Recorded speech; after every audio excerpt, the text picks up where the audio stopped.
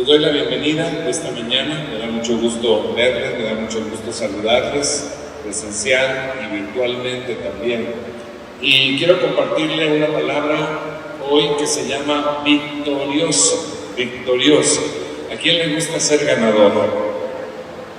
A todos nos gusta ser ganador. Ahora levante la mano los que quieran ser perdedores, les gusta ser perdedores. Pues uno por allá, algún americanista por allá, pues a todos nos gusta ser ganadores, nos gusta ser victoriosos.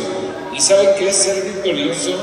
No es cualquier cosa, requiere un esfuerzo, más bien requiere un gran esfuerzo y no a todos se les da, honestamente. Yo soy aficionado al fútbol americano, más que a otra cosa, y me recuerdo porque yo la vi, que en la temporada 1972, o sea, estamos hablando de hace casi 50 años, los Delfines de Miami se convirtieron en el primer y único equipo hasta la fecha en terminar una temporada invicta de la NFL y coronarse como campeones en el Super Bowl número 7. Pero también puedo encontrar que en la NFL, entre los Patriotas de Nueva Inglaterra, entre los Acereros de Pittsburgh, los Vaqueros de Dallas, los 49 de San Francisco, han ganado el 40% de todos los campeonatos. En México, entre las gloriosas, inolvidables, extraordinarias, maravillosas Chivas Rayadas del Guadalajara, otro equipo que me parece que se llama el América, el Cruz Azul y el Toluca, entre ellos 4 han ganado casi el 50% de todos los campeonatos.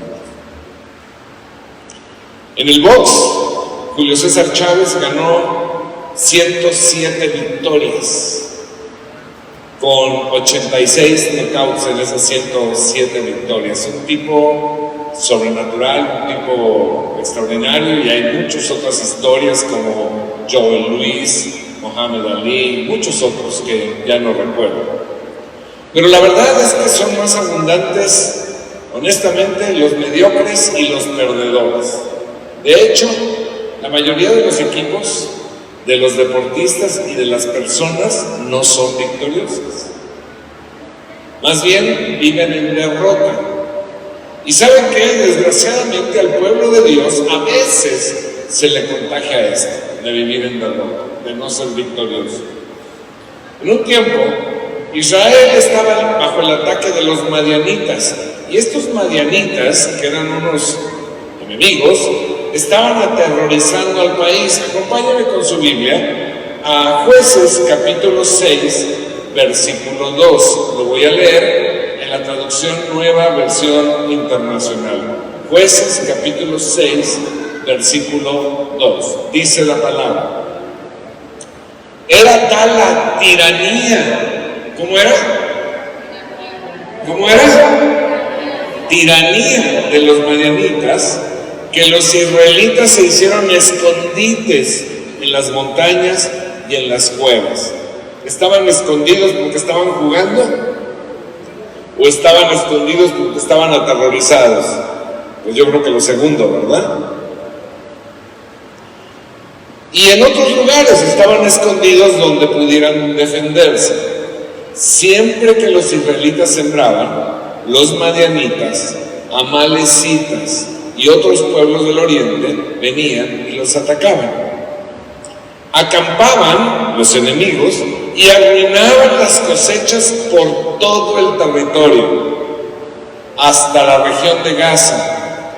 No dejaban en Israel nada con vida, ni ovejas, ni bueyes, ni asnos. Llegaban los enemigos con su ganado y con sus carpas como plaga de langosta a arrasar. Tanto ellos como sus camellos eran incontables e invadían el país para bendecirlo. ¿Amén? ¿Para qué? Devastarlo, ¿no? Entonces, Aquí dice la palabra que muchos corrieron a esconderse o a esconder sus cosas porque tenían mucho miedo de los madianitas. Ahora, antes de seguir con la historia, déjenme explicarle un poco quiénes eran los madianitas. Y ellos eran pues un pueblo originalmente descendiente de Abraham y Sétura. Pero bíblicamente los madianitas son un símbolo o un tipo de demonios que atacan al pueblo de Dios. Antes de esta ocasión, una caravana madianita había comprado a José. Imagínense, comprado a un ser humano. Y luego lo había esclavizado y lo había vendido como esclavo en Egipto. Este mismo pueblo de los madianitas se habían asociado con otros para contratar al Balaam, a este pues, profeta, para que maldijera a Israel. Este mismo pueblo de los madianitas habían conspirado con sus propias mujeres para hacer caer a los varones de Israel en inmoralidad sexual. Estos mismos madianitas habían conspirado para hacer caer al pueblo de Israel en la adoración a Baal idolátrica. O sea, eran todas unas fichas. Pero ¿sabe qué? Estos mismos demonios, los mismitos, siguen actuando y atacando al pueblo de Dios con los mismos propósitos de arrasar, devastar, porque ellos quieren que el pueblo de Dios se desvíe del Dios verdadero y especialmente para que no anuncien las buenas nuevas de salvación en Jesús.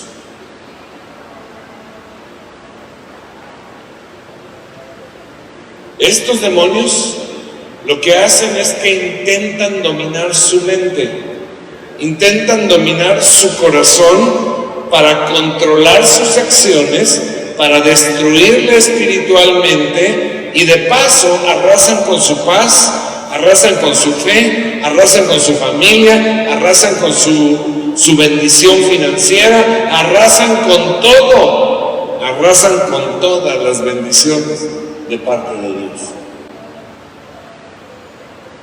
Vean lo que dice la Biblia. Busque ahí en Salmos capítulo 83, versículo 2. Y dice la palabra: mira cómo se alborotan tus enemigos. Los demonios son los enemigos de Dios. Vean cómo se alborotan tus enemigos. Los enemigos son los demonios. ¿Cómo te desafían los que te odian? Los demonios. Con astucia, conspiran. ¿Sabe qué quiere decir conspirar? Planean cuidadosamente contra tu pueblo. Conspiran contra aquellos a quienes tú estimas.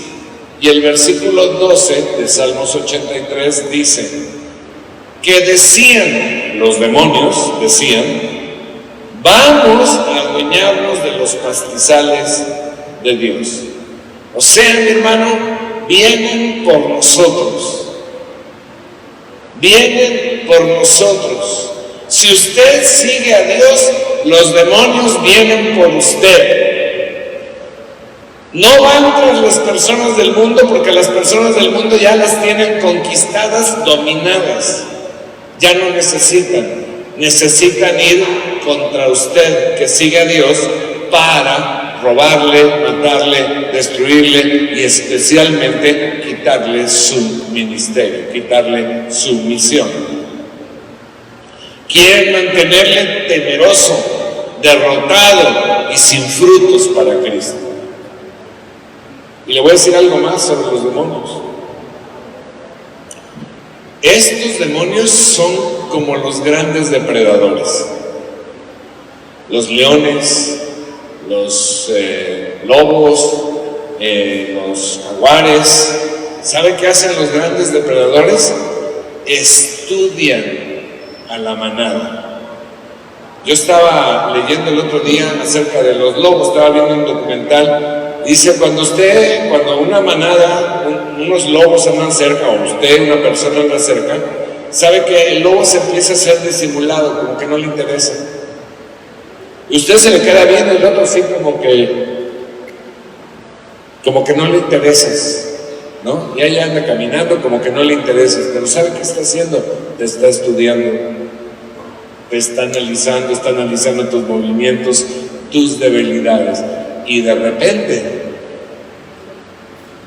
ataca, y ataca al que está aislado y al que está débil. Por eso usted no puede ser ajeno a la iglesia, no puede estar aislado.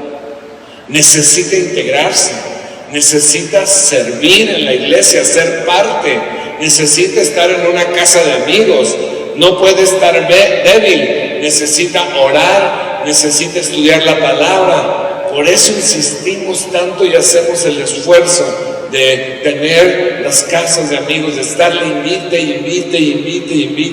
Por eso hacemos tanto el esfuerzo de los cursos bíblicos Logos, y usted cree que cada semana están unos maestros dando su esfuerzo para que el pueblo pueda alimentarse y fortalecerse, porque los depredadores atacan al aislado y al débil.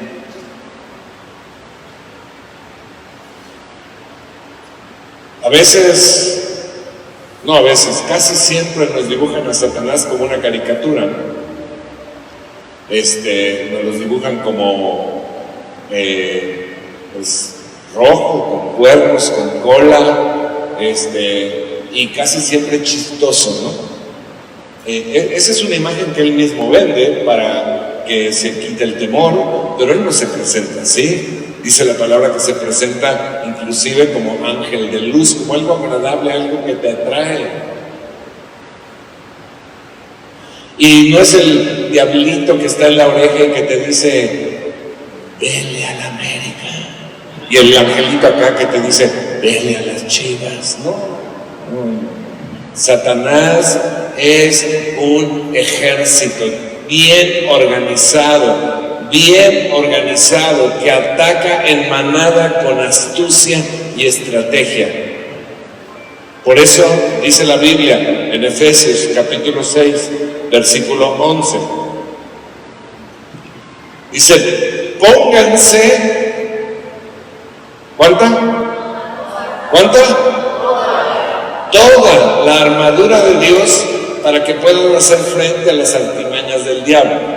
Porque nuestra lucha no es contra seres humanos, sino contra poderes, contra autoridades, contra potestades, contra demonios. O sea, esa es nuestra lucha, que dominan este mundo de tinieblas, contra fuerzas espirituales malignas en las regiones celestiales. Las regiones celestiales es aquí el aire, la atmósfera.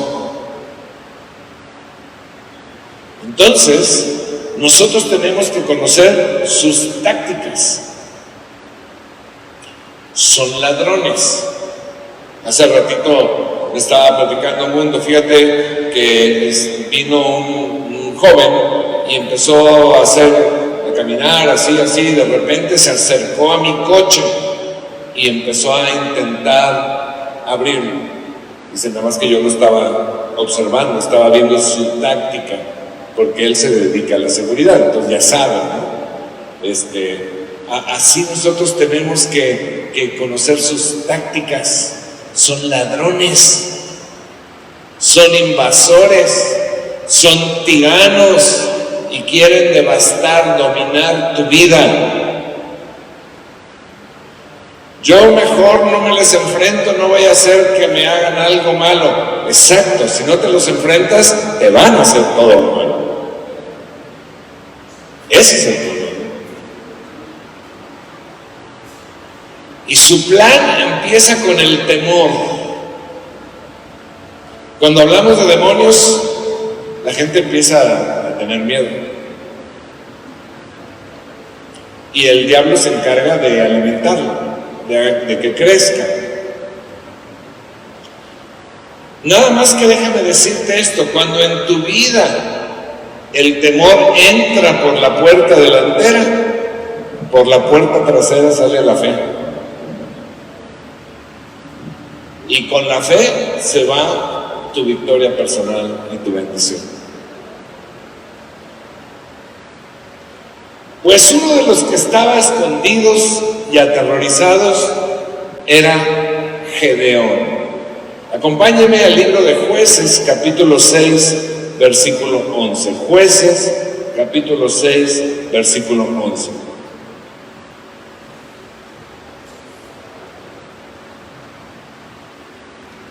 Dice la palabra: el ángel del Señor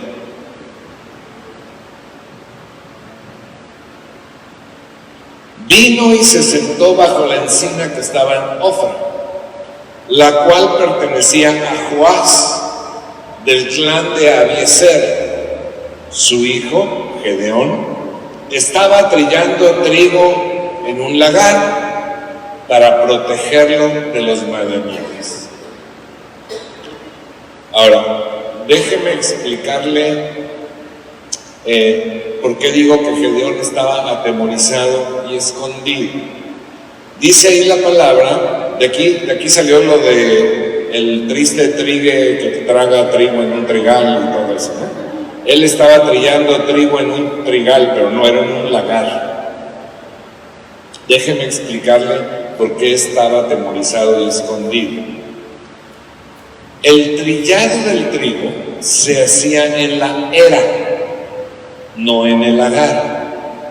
Y la era, haga de cuenta que en todos lados buscaban una cima, un montecito, un lugar alto, un monte, y en la parte alta del monte aplanaban completamente y apisonaban el piso para que se hiciera durísimo, de tal manera que no se pudiera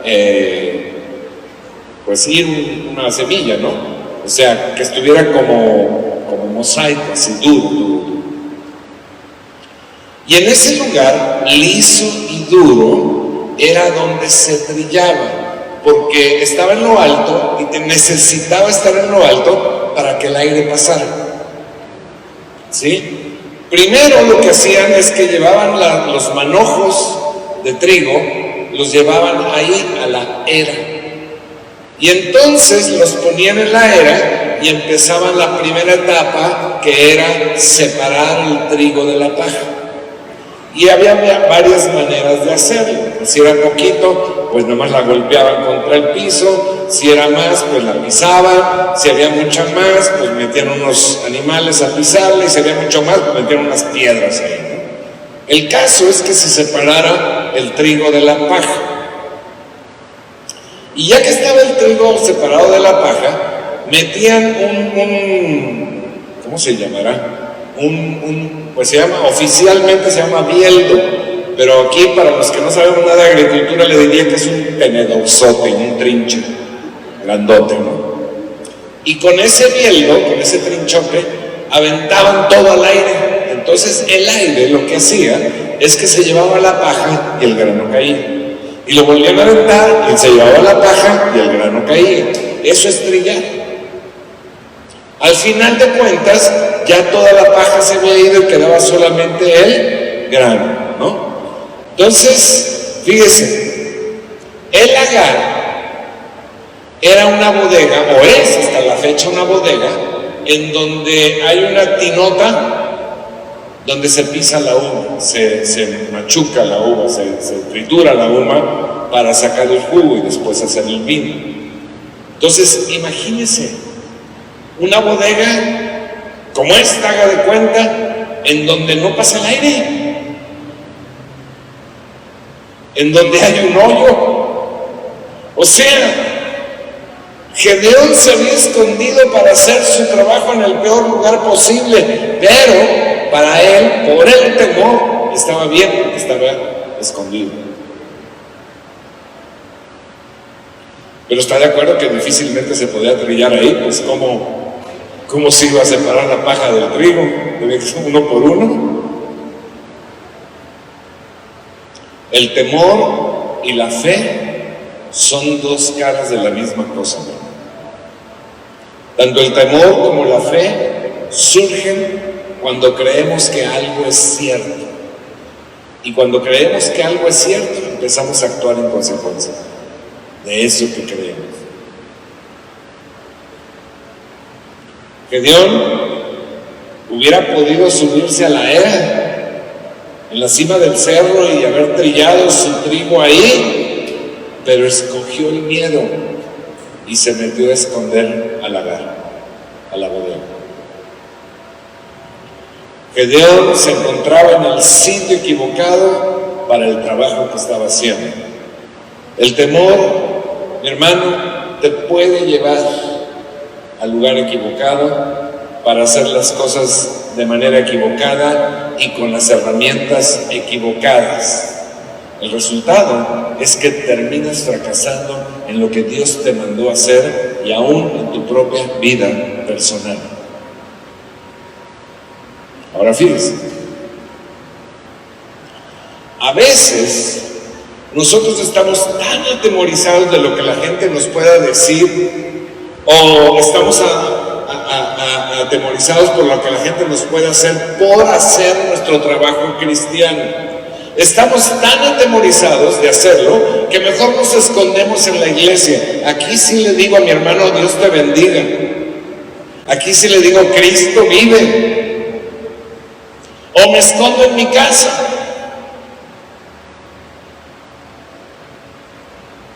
La iglesia ciertamente es un lugar extraordinario para convivir, para adorar, para escuchar la voz de Dios, para aprender a hacer nuestro trabajo en el mundo. Pero no es tan adecuado para cumplir nuestra principal misión de ir por todo el mundo y predicar el Evangelio. Nos preocupa o nos atemoriza el qué dirán o el qué harán. ¿Me correrá mi jefe si hablo de Cristo? ¿Se burlará mi compañero de trabajo? ¿Me dejará de hablar la vecina? Pues déjeme decirle que seguramente todo eso sucederá si usted hace su trabajo. Pero Jesús dijo que serás bienaventurado si eso ocurre. ¿Sí? ¿Por qué? Porque tendrás tesoros en el cielo. Pero los demonios han venido a sembrar el temor a las consecuencias para detenernos y que estemos escondidos en nuestra iglesia o en nuestras casas. Los demonios nos atemorizan para que solo veamos las consecuencias terrenales. Me va a correr, me va a dejar de hablar, me va a burlar. Y dejemos de ver las consecuencias eternas. Satanás le mostró a Jesús todos los reinos del mundo y se los ofreció, todos para ti, si me adoras. Y estaba tratando de que Jesús viera solamente lo terrenal, pero Jesús lo rechazó sin problema, porque Jesús veía el bien mayor, veía el bien eterno. Pues así estaba Gedeón, escondido y atemorizado en la bodega, cuando de repente sucede algo extraordinario. Dios mismo lo visita. Acompáñame a Jueces capítulo 6, versículo 12.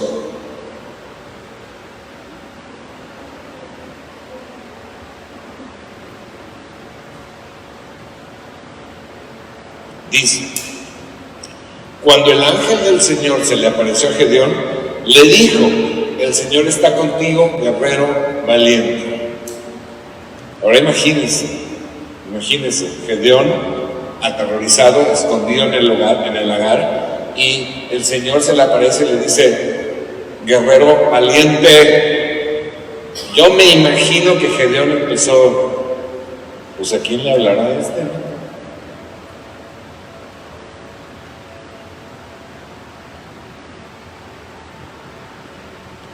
Pero ¿saben qué? Dios no viene a traernos condenación. Dios nos ve en fe. Ve lo que no es como si fuera, lo que no somos, sino lo que podemos ser, si tan solo creemos y actuamos. Así que mi hermano, no importa si hasta ahorita hemos estado escondidos y atemorizados, hoy Dios te dice: el Señor está contigo, guerrero o guerrera valiente. ¿Quién dice amén? Y esa es la verdad. ¿Y sabe qué? La verdad te hará libre, libre de todo, libre de temor. ¿Y quién sería este misterioso ángel del Señor?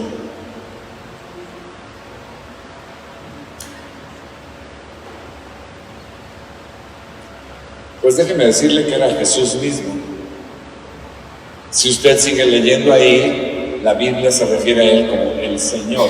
Y dice la palabra que al Padre nadie lo ha visto ni lo ha oído, y que el Hijo, Jesús, es la imagen del Dios invisible. Y dice la palabra que sus salidas son desde la eternidad hasta la eternidad. Y si usted quiere saber más de esto, busque la predicación que se llama Las salidas de Jesús, ahí en el canal de YouTube. Entonces Gedeón estaba dominado por el temor y no por la fe. Él sabía todas las historias acerca de los milagros, de las grandes obras que Dios había hecho, pero a pesar de todo eso había llegado a la conclusión de que Dios no podía estar con él ni con el pueblo de Israel. Y empieza a cuestionar: ¿cómo puede el Señor estar con nosotros si estamos en un estado tan terrible? Gedeón estaba dando por hecho que Dios no estaba cerca y que Dios ya no hacía los mismos milagros que antes. Ahora, yo le pido a usted que piense en todas las historias que conocemos de las maravillas, de los milagros que Dios ha hecho. No solamente en la Biblia, también en nuestras vidas, en las vidas de los que nos conocemos. Anoche la pastora Nari puso un mensaje de una persona que se estuvo orando por ella con cáncer y Dios la sanó totalmente. Piense en todos los milagros que usted sepa. ¿Cómo es posible que pensemos que hoy Dios ya no está aquí o que ya no hace los milagros que antes hacía? Entonces el Señor Jesús le da una instrucción descabellada e imposible para Gedeón. Versículo 14, Jueces 6:14, le dice: el Señor lo encaró, se le aplácate, y le dijo: ve con la fuerza que tienes y salvarás a Israel del poder de Madián. Yo soy quien te envía. Entonces Gedeón,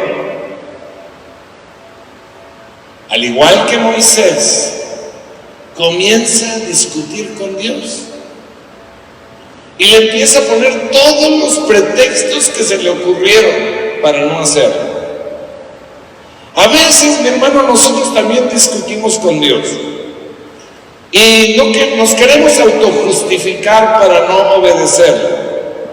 Es que estoy chaparro, es que no soy jarocho, es que no tengo estudios, es que ya estoy muy viejo, es que estoy muy joven, es que no tengo facilidad de palabra, es que estoy así, es que tengo mucho trabajo, es que tengo mucho que perder, es que.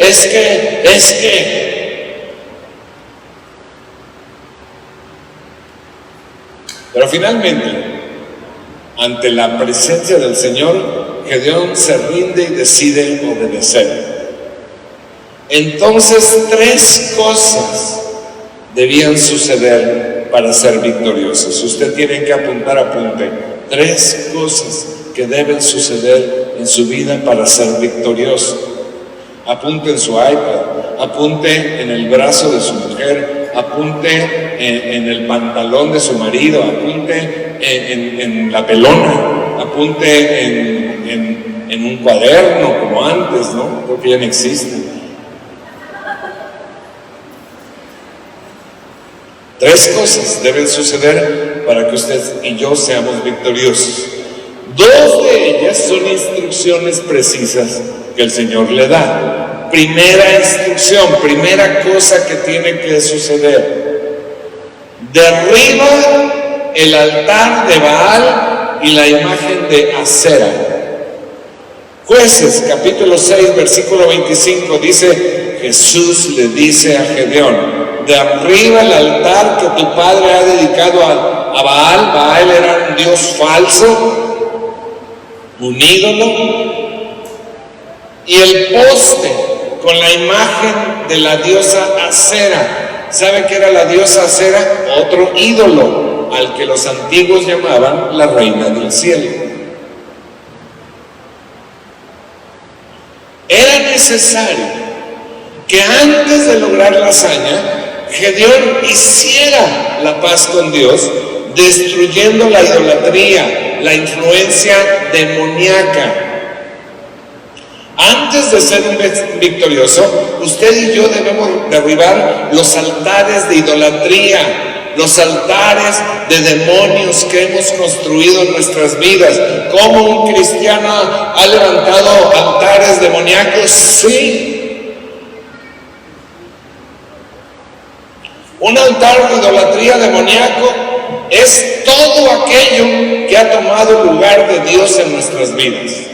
Todo aquello que se ha convertido en más prioritario que Dios y su obra. Puede ser su trabajo, puede ser sus bienes materiales, sus estudios, su familia, su deporte, su celular, el internet o cualquier otra cosa.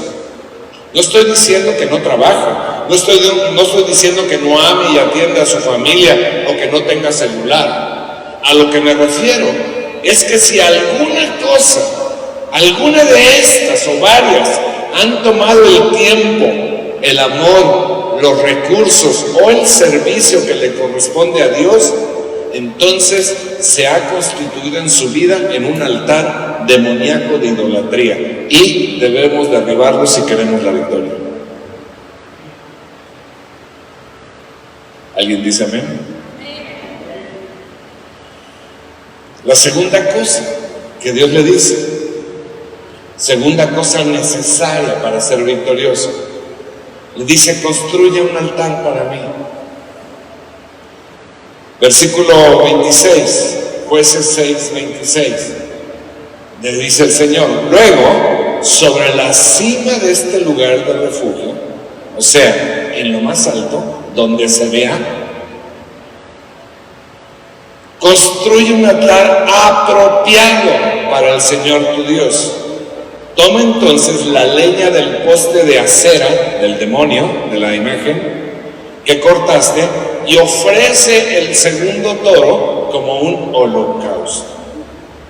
¿Sabe? Gedeón tenía que declarar sus pecados, tenía que declarar que sus pecados eran perdonados, acercándose en arrepentimiento al sacrificio profético de Jesús. Además, necesitamos edificar este altar al Dios vivo con un acto de alabanza y adoración, de reconocimiento como nuestra prioridad. Yo les he dicho muchas veces que es muy importante escuchar un mensaje, una prédica, pero es más importante adorar y alabar.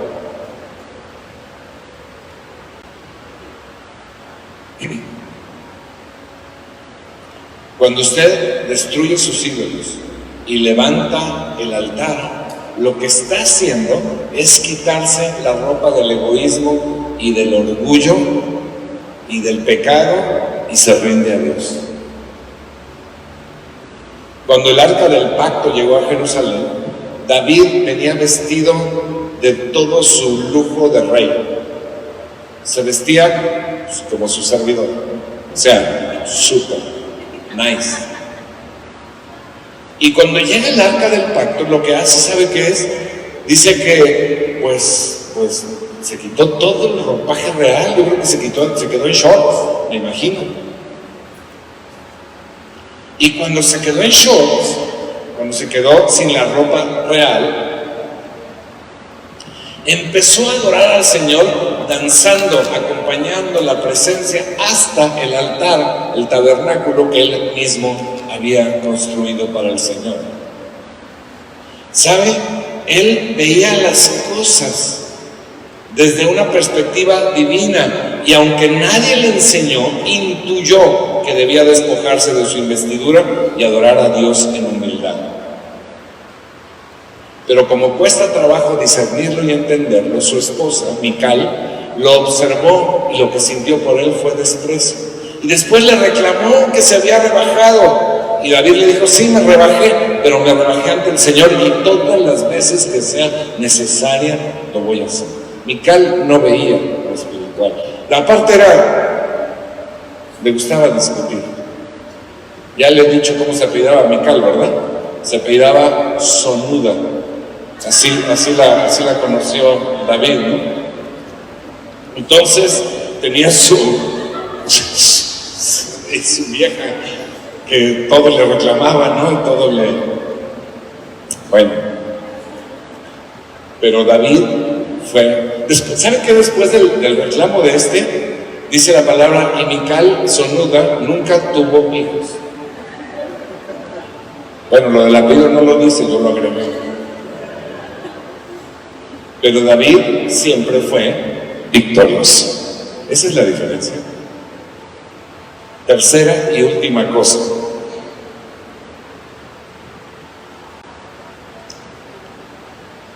Después de esto, Gedeón fue lleno del Espíritu Santo. Versículo 34, Jueces 6:34. Entonces Gedeón, poseído por el Espíritu del Señor, tocó la trompeta, y todos los del clan de Abiezer fueron convocados a seguirlo.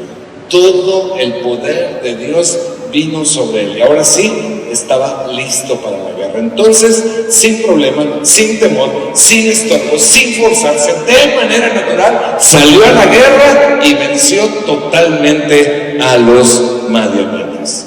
Cuando usted ha hecho estas cosas, estas tres cosas, ya no se forzará para servir al Señor, ya no se forzará para orar, ya no se forzará para evangelizar, le va a salir natural. Ya no estará en temor, y su mente y su corazón cambiarán de dirección, empezarán a ver lo eterno, y todos sus enemigos serán derrotados. Amén. Ahora, para terminar, quiero regresar brevemente a los versículos 12 y 14. Dice la palabra: cuando el ángel del Señor se le apareció a Gedeón, él dijo: el Señor está contigo, guerrero valiente. Y el versículo 14 dice: el Señor lo encaró y le dijo: ve con la fuerza que tienes y salvarás a Israel del poder de Madián. Yo soy quien te envía. Aquí le describo lo que Dios le dijo a Gedeón y le dice a usted hoy. Escuche, en estos dos versículos el Señor le dice estas 5 cosas. Primero le dice a Gedeón y le dice a usted: el Señor está contigo. Nunca se ha ido, siempre ha estado presente. El Señor dice: guerrero, guerrera, valiente, no temas, no temas. El Señor le dijo a Gedeón y le dice a usted: ve con la fuerza que tienes. ¿Cuál fuerza? ¿La fuerza de mis brazos? No, no vas en tus fuerzas, vas con mi poder ilimitado, dice el Señor. Jesús dijo: sí, les he dado autoridad a ustedes para pisotear serpientes y escorpiones y vencer todo el poder del enemigo. Nada, nada, nada les podrá hacer daño. El Señor le dijo a Gedeón y le dice a usted hoy: yo soy el que te envía. Es una orden precisa de Jesús para ir a atacar, vencer el reino de los demonios y establecer su reino. Mateo capítulo 28, versículo 18 dice: Jesús se acercó entonces a ellos y dijo: se me ha dado toda autoridad. ¿Cuánta? Toda autoridad en el cielo y en la tierra. Por tanto, vayan y hagan discípulos de todas las naciones, bautizándolos en el nombre del Padre y del Hijo y del Espíritu Santo, enseñándoles a obedecer todo lo que les he mandado a ustedes, y les aseguro que estaré con ustedes siempre hasta el fin del mundo. Y lo último que el Señor le dice a Gedeón y te dice a ti: la victoria es tuya. La victoria es tuya. Amén. Ahora ya estamos listos. Dios te dice: estoy contigo, no temas, ve con todo mi poder y conquista la victoria. Sofonías capítulo 3 versículo 17 dice: porque el Señor tu Dios está en medio de ti como guerrero victorioso. Se deleitará en ti con gozo, te renovará con su amor, se alegrará por ti con cantos. Amén. Quiero hacer dos llamados. Primero, si usted está escuchando una plática como esta por primera vez, quiero decirle que este mismo Gedeón es Jesús que animó a Gedeón, que le habló todas estas palabras. Es el mismo Jesús del altar, el mismo que se sacrificó para que usted y yo pudiéramos ser perdonados y pudiéramos tener vida eterna y el poder del Espíritu Santo. Pero usted necesita reconocerlo como su Señor y Salvador. Y si usted quiere hacerlo hoy, declare estas palabras conmigo: Señor Jesús, me arrepiento de haberte desobedecido, me arrepiento de haberte ignorado, y hoy te reconozco como Dios único, como mi Salvador. Te entrego mi vida, Señor, y te doy gracias, porque yo sé que moriste por mí y resucitaste por mí para darme esa vida eterna, en el nombre de Jesús. Amén. Si usted hizo esta declaración, allá en la parte de atrás tenemos un regalito para usted. Pasa, solamente se lo dan, no tiene ningún costo. Y si usted hizo esta declaración acá en su casa, en línea, mándenos un mensaje ahí en el Facebook, y le vamos a enviar este mismo regalito sin ningún costo. Ahora quiero hacer otro llamado. Si usted escuchó esta palabra, si usted ya tiene a Cristo en su corazón, le invito a seguir los pasos de Gedeón. Vamos a hacerlo, y vamos a hacerlo de una manera simbólica, profética. ¿Le parece bien? Simbólica, profética. Entonces, primera cosa que vamos a hacer: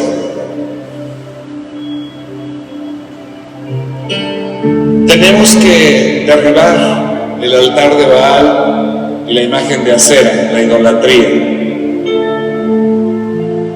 Cierre sus ojos y dígale: Señor, yo en el nombre de Jesús derribo todo lo que haya estorbado hasta ahorita, todo altar de idolatría. A lo mejor no fue a propósito, Señor, no me daba cuenta, pero lo derribo ahora en el nombre de Jesús. Me arrepiento, deshago todo altar de Baal, toda imagen de Acera en mi vida, todo lo que te roba a ti, Señor, tu lugar. En el nombre de Jesús. Ahora fíjese, para derribarlo, haga algo simbólico.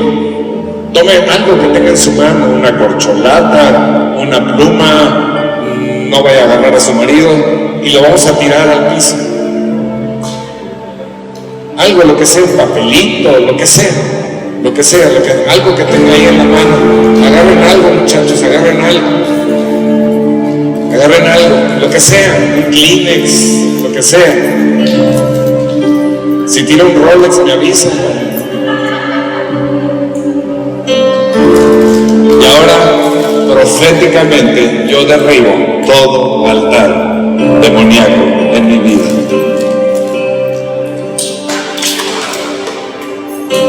Amén. Segunda cosa, vamos a levantar un altar de adoración. Entonces ahí en su lugar, arrodíllese o inclínese un momento. Inclinarse o arrodillarse quiere decir rendirse ante el Señor.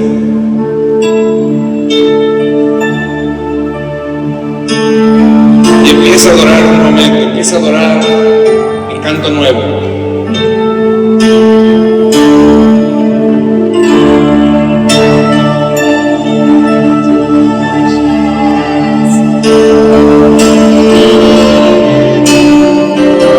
Empieza a decirle al Señor cuánto le ama, cuánto le reconoce.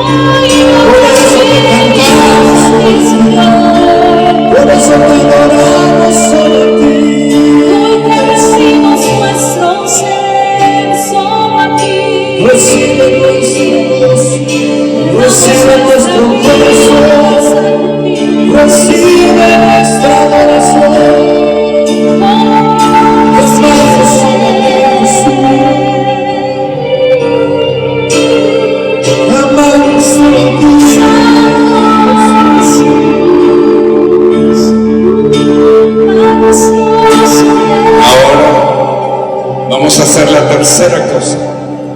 Simbólicamente, levante sus manos y reciba la llenura del Espíritu Santo. Diga al Espíritu Santo, ven sobre mí, lléname de ti, Espíritu Santo, ahora. Lléname de ti, Señor. Lléname de tu Espíritu, Señor.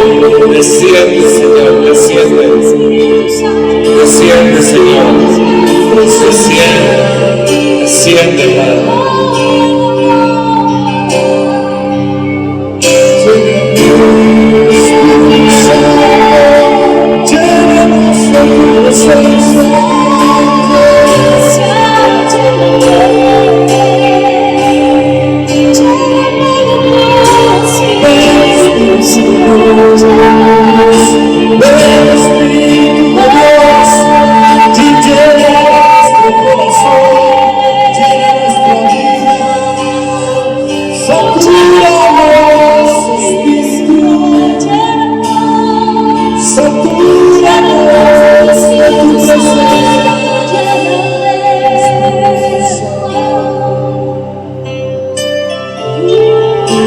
Gracias, Señor.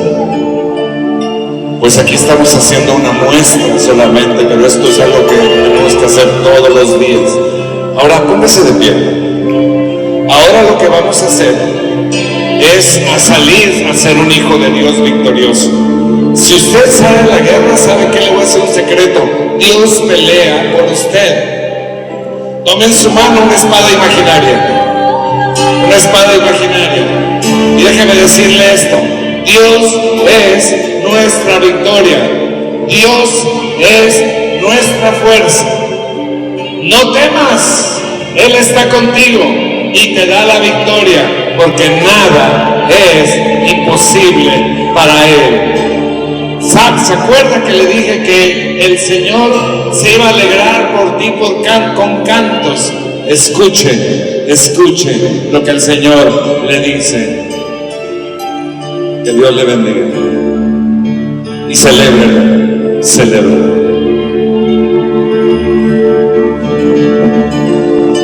Señor es varón de guerra, desarmando a sus enemigos, desatando las fuerzas del infierno.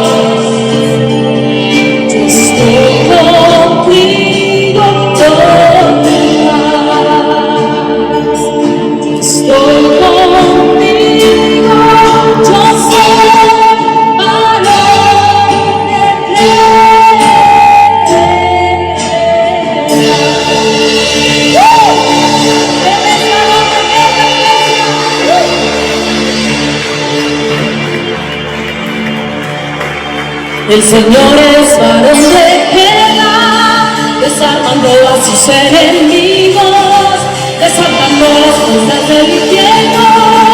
Él es Señor y Rey, liberando a todo cautivo. En su nombre huye el enemigo, ha ganado una gran victoria y le dice a ti y a mí: no temas, estoy contigo, no temas, estoy contigo, no temas, estoy contigo.